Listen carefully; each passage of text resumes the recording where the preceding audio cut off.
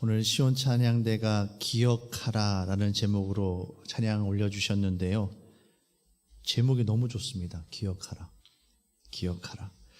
아마 이 기억하라가 제게 특별히 은혜가 되어지는데 왜 이렇게 목사님이 기억하라를 좋아하실까? 오늘 설교 말씀 들어보시면 압니다. 하나님의 그 예비하심은 참 놀라워요.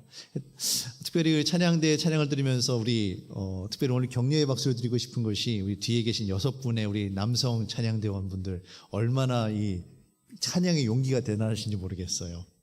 여러분께 귀한 찬양 들려주시는데 우리 특별히 우리 남성 우리 찬양대원들 더 힘내시라고 우리 박수 한번 해주시면 감사하겠습니다.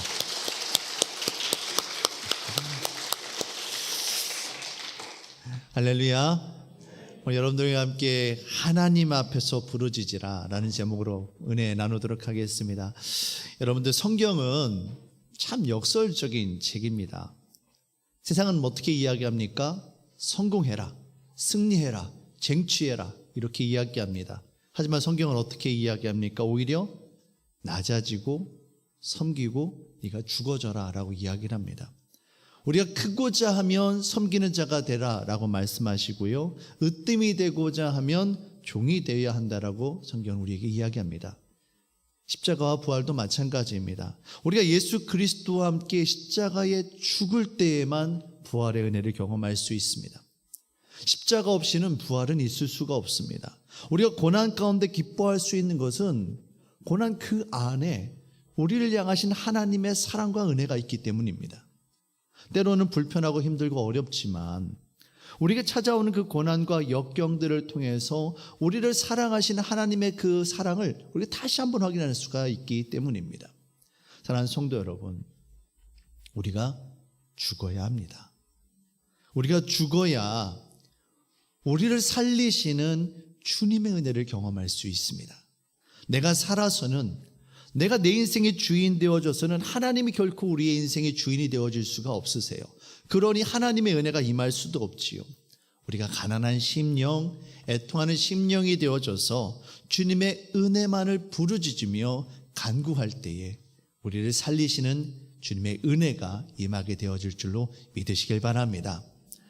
오늘 말씀은 지난주에 이어서 지난주에 말씀을 보시면 수문학 광장에 모여서 이스라엘 백성들이 하나님의 말씀을 들었습니다. 그리고 그 말씀으로 인해서 그들이 정말 하나님 앞에 자신들의 죄를 회개하며 자복하는 그런 모습들이 나왔습니다. 예루살렘 백성들은 그들의 신년이 되어지는 나팔절에 그들의 달력으로는 7월 1일에 하나님 앞에 모여서 말씀을 들었지요. 그리고 그 집회가 끝나고 또 다른 초막절이 절기가 시작되어집니다. 이스라엘 달력으로 7월 15일부터 22일까지가 해당되어집니다. 7일 동안 모여서 그들이 함께 계속해서 말씀을 들었어요. 여기까지 8장이 끝났습니다. 그리고 오늘 본문 말씀 이제 9장 1절 2절 말씀을 보시면 이들이 다시 한번 주님 앞에 모였습니다. 주님의 말씀을 사모하는 마음으로 다시 한번 모인 거예요. 그날 29날에 이스라엘 자손이 다 모여 금식하며 굵은 베옷을 입고 티끌을 무릅쓰며 모든 이방 사람들과 절규하고 서서 자기의 죄와 조상들의 허물을 자복하고, 그달 29날 이스라엘 달력으로 7월 24일이 되어집니다. 초막절 말씀 집회가 22일 날 끝났으니 22일 날, 23일 날 잠깐들의 삶을 정리하고 다시 한번 24일에 그들이 모인 거예요. 여러분, 예전에는요 하나님의 말씀을 잊어버리고 살았습니다. 하나님의 은혜 없이 살았어요. 그런데 이스라엘 백성들이 어떻습니까? 예배가 살아나고 다시 한번 그들이 말씀을 들으니까 그들의 죽어있던 심령이 다시 살아나는 거예요. 하나님의 말씀을 들으면 들을수록 이 말씀이 너무나도 귀한 겁니다. 예배 앞에 나가서 하나님의 음성을 듣고 하나님께서 그들의 심령을 만져주심을 경험하고 나니까 너무 좋아서, 너무 참을 수가 없어, 너무 그리워서 다시 한번 주님 앞에 나오고 있는 겁니다. 고린도후서 6장 2절 말씀처럼 보라 지금은 은혜 받을 만한 때요, 보라 지금은 구원의 날이로다. 말씀의 은혜를 사모함으로 이스라엘 백성들이 계속해서 모이게 되어집니다. 사랑하는 성도 여러분, 말씀을 깨닫는 은혜, 주의 은혜를 사모하시기를 주님의 이름으로 축원합니다. 우리의 영혼이 죽어 있으면 아무리 주님의 말씀이 들려도 깨닫지를 못합니다. 우리의 영혼이 살아나야만 합니다. 여러분, 죽은 나무에는요, 아무리 물을 주어도 싹이 나지 않습니다. 꽃이 피지 않습니다. 하지만 사람만 있으면 겉에는 잎이 다 떨어져 있고요, 아무리 메말라 있는 것처럼 보이지만, 죽은 것처럼 보이지만, 사람만 있으면 물을 주고 햇빛을 비춰주면 싹이 나고 돋아나는 것처럼, 살아나는 것처럼 우리의 영혼이 주님의 만져주심으로 말미암아 예배드리고 말씀을 통해서 우리의 영혼이 살아나면 반드시 꽃이 피고 열매가 맺혀지는 그날이 오게 되어짐을 여러분 믿으시길 바랍니다. 예배와 말씀을 통해서 우리의 심령이 살아나야만 합니다. 우리의 심령이 살아날 때 예수 그리스도 십자가 보혈의 은혜가 부어지고 주님의 말씀이 심겨지게 되어지면 반드시 거기에는 주의 생명이 나타나게 되어질 것입니다. 오늘 말씀을 보시면 이스라엘 백성들이 이처럼 주님의 말씀을 들었습니다. 말씀을 듣고 나니까 자신들이 너무나도 하나님 앞에 범죄하였다는 것을, 자신들이 주님의 은혜로부터 멀리 떨어져 있었다는 것을 그들이 깨닫게 되어집니다. 그래서 그들이 금식하며 굵은 베옷을 입고 티끌을 무릅쓰고 그들이 하나님 앞에 회개합니다. 그런데 어떤 이것들을 회개했는가 보았더니 이스라엘 백성들이 자신의 조상 아브라함 때로부터 시작해서 모세를 거쳐서 자신의 때까지 이르면서 하나님께서 은혜를 어떻게 베풀어 주셨는지, 여호와 하나님께서 홍해를 어떻게 가르시며 불기둥과 구름기둥으로 어떻게 그들을 이끌어 주셨는지, 이스라엘 백성들을 광야에서 어떻게 먹이고 입히고 돌보셨는지, 그 주님의 은혜를 하나씩 다 고백을 하고 있습니다. 그런데 이 가운데 특별히 저희가 오늘 9장 1절에서 6절밖에 읽지는 않았지만 사실 제가 오늘 9장 전체의 말씀을 함께 나눌 겁니다. 특별히 9장에서 9장 16절 17절 말씀을 보시면 아주 중요한 표현이 나옵니다. 그들과 우리 조상들이 교만하고 목을 굳게 하여 주의 명령을 듣지 아니하고 거역하며 주께서 그들 가운데에서 행하신 기사를 기억하지 아니하고 목을 굳게 하며 패역하여 스스로 한 우두머리를 세우고 종되었던 땅으로 돌아가고자 하였나이다. 그러나 주께서는 용서하시는 하나님이시라 은혜로우시며 긍휼히 여기시며 더디 노하시며 인자가 풍부하심으로 그들을 버리지 아니하셨나이다. 하나님께서는 여전히 그들을 사랑하시고 은혜를 베풀어 주셨어요. 그런데 이스라엘 백성들이 하나님 앞에 범죄했다라고 자신들의 죄를 자백하고 회개합니다. 그런데 크게 두 가지를 회개를 해요. 첫 번째 무엇이었습니까? 하나님의 말씀을 거역하면서 따르지 않았다라는 거예요. 그리고 두 번째 어떻게 합니까? 그들 가운데 역사해 주셨던, 그들 가운데 은혜 베풀어 주셨던 그 하나님을 그들이 잊어버렸다라는 겁니다. 기억하지 않고 잊어버렸다라는 거예요. 그래서 이처럼 우리가 멸망 가운데 있었고 하나님 앞으로 떨어져서 그 은혜 가운데 멀어져 있다라고 그들이 자신들의 삶을 돌아보고 있는 겁니다. 이스라엘 백성들은 무엇보다도 교만함으로 하나님의 말씀을 듣지 않고 그 말씀을 거역한 것을 회개합니다. 여러분, 하나님의 말씀은 하나님 당신이세요. 하나님의 말씀을 듣지 않고 거역한다는 것은요, 곧 다시 말씀드리면 하나님의 주인 되심을 인정하지 않는 겁니다. 나는 하나님과 하나님과 다른 인생을 살겠다라는 거예요. 하나님과 상관없는 인생을 살겠다라는 겁니다. 내가 주인 되어서 살아가겠다라는 것을 이야기합니다.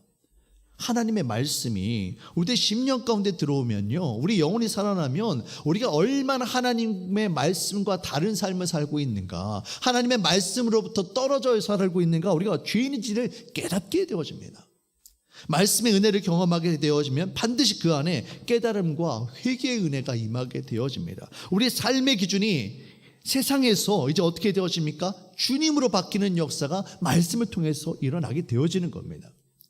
예수님을 영접하고 예수님을 나의 구주로 고백하기 이전에는 내 삶의 기준은 누구였습니까? 나였습니다. 내가 내 삶의 기준이었어요. 주인이었어요. 그런데 내가 원하는 대로, 내 욕심대로, 내가 바라는 대로, 살고 싶은 대로, 내가 원하는 그대로 살던 사람이 바로 나였습니다. 그런데 예수님을 만나고부터는 어떻게 되어집니까? 삶의 주인이 바뀌는 거예요. 삶의 기준이 바뀌는 겁니다. 그래서 내가 주인 되던 삶에서 이제는 예수님이 내 인생의 주인 되어주시고, 세상의 기준 되었던 나의 삶이 하나님의 말씀이 기준이 되어지고 그 말씀을 따라 살아가는 삶으로 내가 바뀌게 되어지는 거예요. 자연스럽게 내 삶에 하나님의 말씀이 들어오다 보니까 그 말씀에 비추어서 보니 내 삶이 너무나도 부끄럽습니다. 이전에 내 삶이 하나님의 말씀과 너무 동떨어진 삶을 살았다는 것을 깨닫고 너무나도 부끄럽고 너무나 창피해서 하나님 앞에 울부짖으며 가슴을 치며 회개하는 거예요. 하나님, 나는 이것밖에 안 되는 사람입니까? 내가 죄인임을 깨닫고 지금까지 하나님의 크신 은혜가 있었음을 깨닫고 하나님 앞에 울게 되어지는 것, 이것이 바로 말씀을 통한 회개의 은혜임을 여러분 깨달으시길 바랍니다. 이스라엘 백성들이 이걸 깨달은 거예요. 이스라엘 백성들은 스스로 교만해서 하나님의 말씀 앞에 순종하지 않았다라는 것을 그들이 깨닫고 하나님 앞에 이것을 회개합니다. 느헤미야 9장 26절 말씀입니다. 그들은 순종하지 아니하고 주를 거역하며 주의 율법을 등지고 주께로 돌아오기를 권면하는 선지자들을 죽여 주를 심히 모독하였나이다. 하나님의 말씀을 듣지 않고 거역할 뿐만이 아니라 심지어는 하나님의 말씀을 듣고 제발 주님께로 돌아오라 외치는 그 선지자들을 어떻게 했다라고 이야기합니까? 선지자들을 죽였다라는 거예요. 하나님의 사자, 하나님의 말씀을 증거하는 그 사자, 선지자들을 죽였다라는 것은 바로 하나님을 모독하는 일입니다.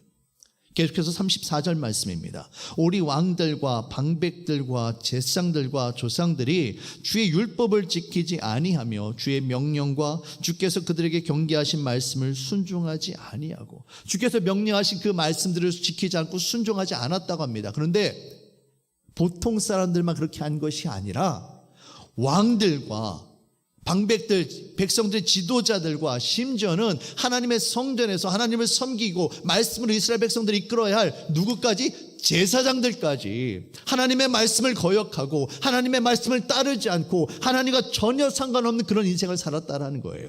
그래서 이스라엘 백성들이 이처럼 멸망하게 되었다. 그들의 가슴을 치며 회개하는 모습이 바로 여기에 담겨 있는 것입니다. 사랑하는 성도 여러분, 참된 회개는 말씀으로부터 시작되어야만 합니다. 남이 지적할 때 그 지적을 달게 받아들이는 사람이 과연 얼마나 있을까요? 왜 그렇습니까? 내가 기준이 되기 때문에 그렇습니다. 말씀이 아닌 자기 자신의 경험, 자기 자신의 지식, 이 모든 것들이 기준이 되어지기 때문에 회개가 일어날 수가 없어요. 오늘날 현대인들의 특징이 무엇입니까? 절대적인 가치를 부정합니다. 아버지 세대에 그렇게 살았다? 나하고 상관없는 일이에요. 모두가 상대적이고 모든 것이 주관적일 뿐입니다. 결국 뭐예요? 내가 주인인 거예요. 내가 좋으면 끝인 거예요. 하지만 하나님의 말씀이 들어오면 그때서 비로소 내가 어떤 사람인지를 보게 되어지는 겁니다. 그때서 내가 얼마나 하나님의 은혜로부터 떨어져 있었는지, 하나님께서 말씀하신 그 기준에서, 말씀의 기준에서 내가 얼마나 떨어져 있었는지를 깨닫게 되어지는 거예요. 진정한 회개와 진정한 회복은 바로 이 주님의 말씀을 깨달음으로 말미암아 내가 얼마나 하나님으로부터 멀어져 있었는지를 깨닫는 것으로부터 시작이 되어집니다. 내가 어디에서부터 하나님으로부터 멀어졌는지, 나의 삶과 신앙이 어디에서부터 과연 무너지기 시작했는지 하나씩 하나씩 말씀을 통해서 더듬으며 회개하는 것으로부터 시작되어집니다. 사랑하는 성도 여러분, 진정한 회개와 진정한 회복은 내 자신을 주인 삼고 살았던 교만의 신을 벗어버리고 말씀으로부터 돌아가는 것으로부터 시작되어집니다. 말씀을 내 삶의 중심에 모셔드리고 말씀을 통해 역사하시는 하나님의 음성에 귀를 기울일 때에 참된 회복이 임하게 되어짐을 여러분 깨달으시길 바랍니다. 두 번째로, 이스라엘 백성들은 여호와 하나님의 은혜를 잊어버리고 살았음을 그들은 회개합니다. 이스라엘 백성들은 자신의 역사 가운데 하나님께서 어떻게 역사하셨는지를, 은혜 베풀어 주셨는지를 하나하나 고백을 합니다. 하지만 그럼에도 불구하고 그들은 어떻게 살았습니까? 여전히 하나님의 은혜를 잊어버리고 살았습니다. 느헤미야 9장 7절부터 시작해서 사실 끝절까지 거의 대부분의 내용들이 어떤 내용이냐면, 하나님께서는 계속해서 이스라엘 백성들을 구원하시고 이끌어 주시고 은혜를 베풀어 주셨습니다. 하지만 이스라엘 백성들은 어떻습니까? 그때 잠깐뿐인 거예요.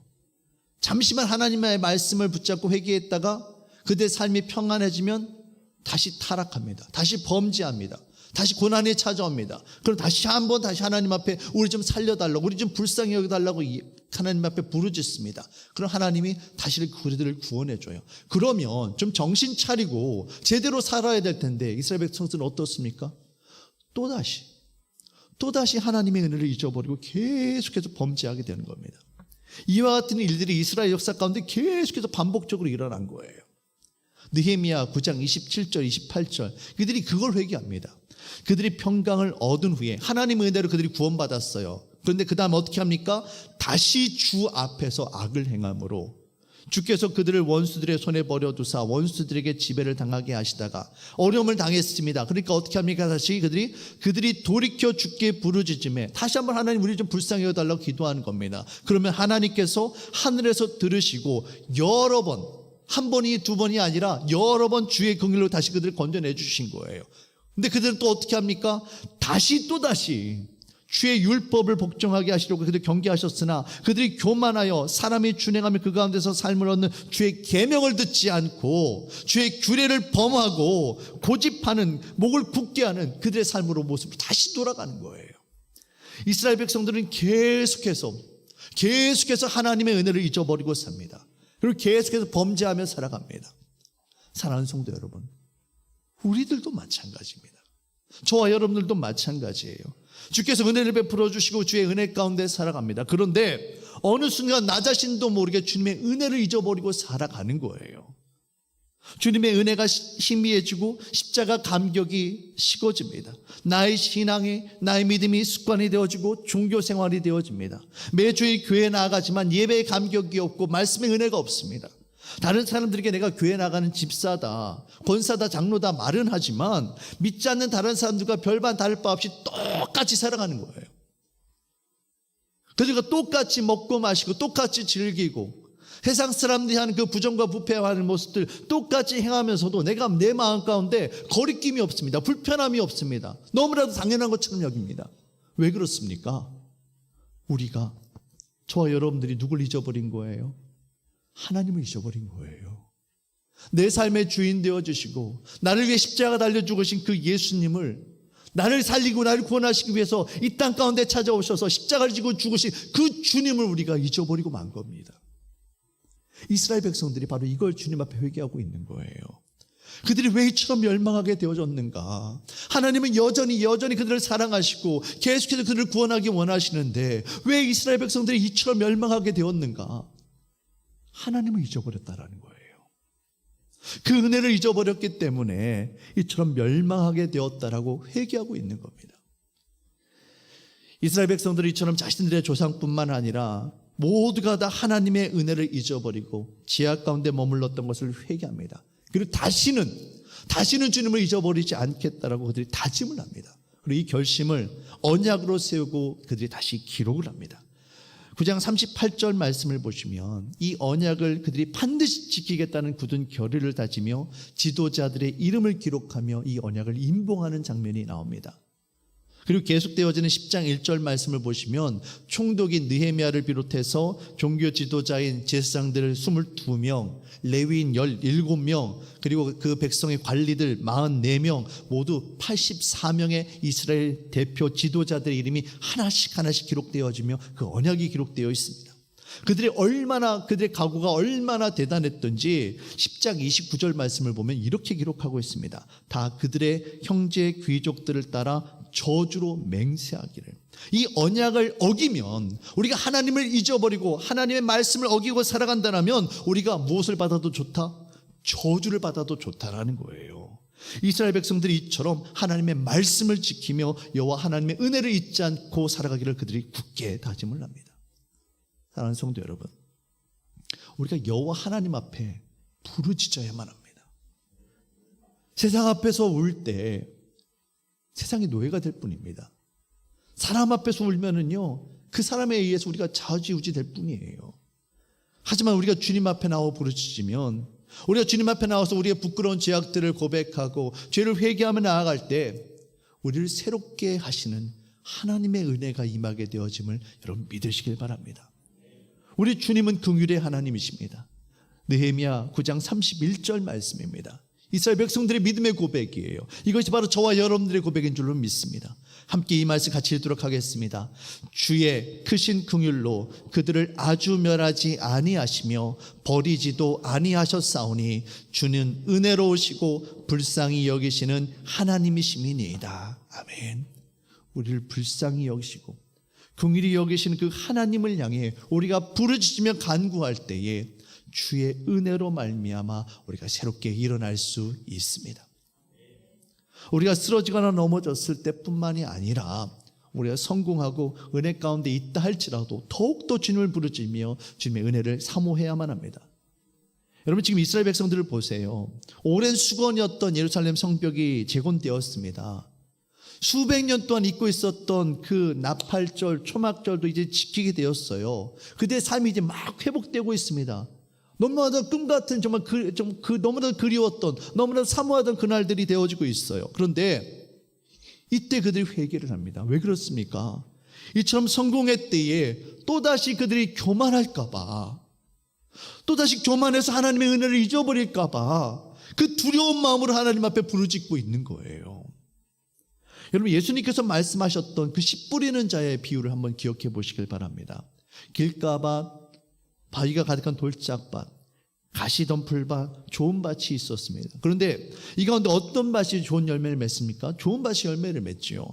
아무리 씨앗이 뿌려져도 길가, 돌짝밭, 가시덤불밭에서는 씨가 자라지 못합니다. 열매를 맺지 못합니다. 여기서 중요한 것은 씨는 말씀을 의미해요. 우리들의 심령에 말씀이 뿌려지는데 열매를 맺지 못합니다. 왜 그렇습니까? 무엇 때문에 그렇습니까? 우리의 마음이 길가처럼 딱딱하거나 우리의 마음이 자갈들이 가득한 그런 죄악으로 가득한 못한, 정말 온전치 못한 것들을 가득하거나 또는 가시덤불처럼 온통 유혹과 시험 것들이 같은 것들이 가득해서 씨앗이 자라나지 못하는 거예요. 그런데 여러분, 중요한 건 뭐냐면 길가, 돌밭, 가시덤불밭 이런 것들이 원래부터 이처럼 싹이 자라나지 못하는, 씨가 자라나지 못하는 그런 밭이었을까요? 좋은 밭이라고 해서 언제나 항상 좋은 밭일까요? 아무리 좋은 밭이라 할지라도 계속해서 그 밭을 갈아 엎어주고 잡초를 뽑아주고 그 안에 있는 돌을 골라주지 않으면 언제든지 돌밭이 될 수 있고요, 언제든지 잡초가 가득한 가시덤불밭이 될 수가 있는 거예요. 그러다가 결국 어떻게 되어집니까? 너무나도 딱딱해져서 우리의 심령이 교만해져서 하나님의 말씀이 뿌려져도 도저히 씨가 날 수 없는, 싹이 날 수 없는 그런 교만한 밭이 될 수 있음을 우리는 항상 잊지 말고 기억해야만 하는 것입니다. 우리 마음에 뿌려진 씨앗이 좋은 열매를 맺기 위해서는, 말씀의 은혜가 우리의 심령 가운데 능력으로 나타나기 위해서는 우리 마음밭이 좋은 밭이 될 수 있도록 우리가 하나님께 부르짖으며 몸부림쳐야만 되는 것입니다. 우리 안에 있어서는 안 되는 부정한 것들, 돌과 잡초와 가시덤불 이런 것들이 없는지 항상 살펴보고 갈아 엎어야만 되는 거예요. 무엇을 통해 그렇게 해야 됩니까? 바로 하나님의 말씀을 통해서. 우리가 말씀을 읽을 때 또 어떻게 되어집니까? 우리 영혼을 살리시는 생명수가 되어주시는 주님의 생명의 말씀이 우리 가운데 촉촉히 젖어질 때, 우리의 마음이 부드러워지고 정말 낮은 마음, 겸손한 마음이 되어질 때 하나님의 은혜가 임하게 되어지고 우리의 삶 가운데 놀랍도록 주님의 열매가 풍성히 임하게 되어질 줄로 여러분 믿으시길 바랍니다. 사랑하는 성도 여러분, 우리가 하나님 앞에, 하나님의 말씀 앞에 부르짖으며 철저히 회개할 때마다 우리의 심령이 새롭게 되어지고 나 자신이 주인 되는 것이 아니라 하나님이 주인 되어지시는 그런 삶을 살게 되어질 때 우리를 회복시키시는 주의 은혜를 경험하게 되어질 것입니다. 이스라엘 백성들이 그러했던 것처럼 우리 가운데 이와 같은 믿음의 결단이 있기를 원합니다. 우리의 연약함과 죄악됨을 주님 앞에 고백하고 하나님의 도우심을 간구하시길 바랍니다. 성령 하나님께서 여러분들과 함께 하십니다. 로마서 8장 26절 27절 말씀입니다. 우리 함께 이 말씀 같이 읽도록 하겠습니다. 이와 같이 성령도 우리의 연약함을 도우시나니 우리는 마땅히 기도할 바를 알지 못하나 오직 성령이 말할 수 없는 탄식으로 우리를 위하여 친히 간구하시느니라. 마음을 살피시는 이가 성령의 생각을 아시나니 이는 성령이 하나님의 뜻대로 성도를 위하여 간구하심이니라. 아멘. 우리는 잊어버릴 수 있습니다. 우리 연약함으로 인해서, 우리 죄악됨으로 인해서 그렇게 해서는 안 된다는 것을 알지만 그럼에도 불구하고 하나님의 말씀으로부터 멀어질 수 있고요. 하나님의 은혜를 잊어버릴 수 있습니다. 하지만 저 여러분들이 잊어버린다 할지라도 우리 주님은 결코 잊지 않으십니다. 성령 하나님께서 언제나 말할 수 없는 탄식으로 우리를 향한 그 주님의 십자가 사랑으로 지금도 저와 여러분들을 위해서 기도하고 계십니다. 여러분 자신이 아니라 여러분을 향한 주님의 사랑을 믿으시길 바랍니다. 십자가 사랑이, 주님의 그 십자가 사랑이 오늘 저와 여러분들을 살게 하십니다. 오늘 하루도 주님 앞에 부르짖음으로 그 사랑을 붙잡고 살아가는 저와 여러분들이 되어주시기를 주님의 이름으로 축원합니다. 기도하겠습니다.